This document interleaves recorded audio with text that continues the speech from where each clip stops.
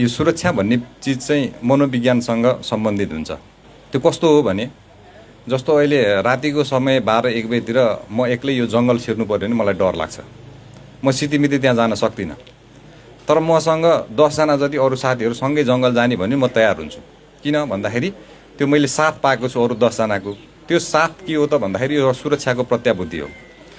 जति सङ्ख्या बढ्दै जान्छ मान्छे त्यति बढी सुरक्षित महसुस गर्छ। त्यही भएर जहाँ भिडभाड छ मान्छे धेरै भएको ठाउँमा सुरक्षित महसुस गर्छौँ। त्यो भने जस्तो अब अहिलेको अवस्थामा यो पद सोपानमा के छ भन्दाखेरि दर्जा बढेपछि हामीले सुरक्षा चाहिँ अलिक सुदृढ भएको मान्छौँ।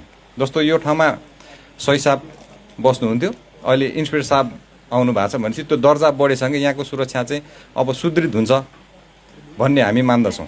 हाम्रो अपेक्षा पनि त्यही हिसाबको हुन्छ। अब यसमा यो बेलायतमा एकजना प्रहरी प्रमुख हुनुहुन्थ्यो, उहाँको नाम चाहिँ रोबर्ट पिल भन्ने हो। पछि उहाँ पुलिसबाट रिटायर भएपछि बेलायतको गृहमन्त्री बन्नुभयो। गृहमन्त्री भएपछि उहाँले चाहिँ एउटा सिद्धान्त प्रतिपादन गर्नुभएको थियो, यो आधुनिक प्रहरीको सिद्धान्त भनेर। त्यो बेलायतको रोबर्ट पिलबाट सुरु भएको। अहिले संसारका धेरै जसो यो देशहरूमा त्यो रोबर्ट पिलको सिद्धान्त अनुसार नै प्रहरीहरू संरचनागत रूपमा बन्छन्, त्यही हिसाबमा काम गरिरहन्छन्।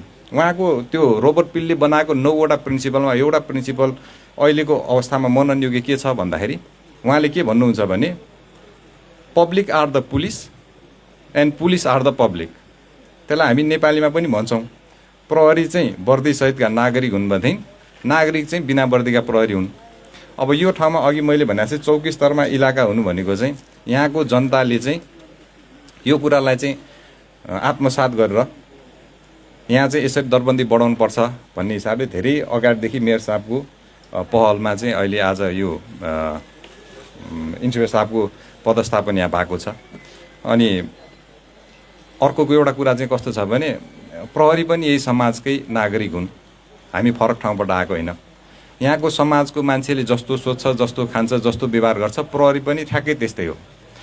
हाम्रो बानी के छ भने आफू चाहिँ जस्तो छ अनि पुलिसको व्यवहार चाहिँ रोबर्ट पिलले प्रतिपादन गरेको टाइपको पुलिसको व्यवहार हामी खोज्छौँ। अहिले विशेष गरेर वैदेशिक रोजगारमा गएपछि विदेशका धेरै कुराहरू नेपालीहरूले सिक्ने मौका पाए, त्यहाँको सिस्टमहरू सिकेर आउँछन् अनि राज्यबाट त्यस्तै सिस्टमको अपेक्षा गर्छन्। तर आफ्नो व्यवहार चाहिँ के छ भन्दाखेरि त्यो विदेश जानुभन्दा अगाडि जे थियो त्यही अनुरूप हुन्छ। त्यही भएर यो सुरक्षा भन्ने कुरा चाहिँ जनता र प्रहरी हातेमालो गर्दै सँगसँगै जाने विषय भएको कारणले यहाँ दरबन्दी थप भएसँगै अब यहाँ मान्छे मात्र बढेर त भएन, त्यो मान्छेले काम गर्नलाई चाहिने उपकरणहरू साधनहरू पनि अब बिस्तारै बिस्तारै आउँछ भन्ने अपेक्षा छ।